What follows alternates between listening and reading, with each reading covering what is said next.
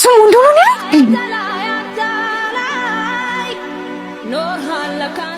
አንቺ ምን ባሽንሽ ነው?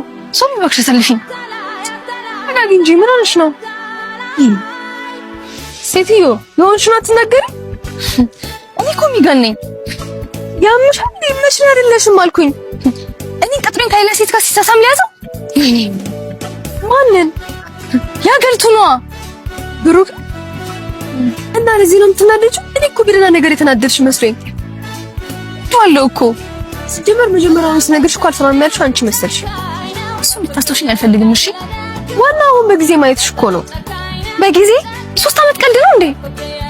ገና ከጀመርሽ 2 አመት ሳይደል እንዴ? ምን ትያለሽ? 2 አመት የሆነው ማሚ ትምህርታችሁ ነው።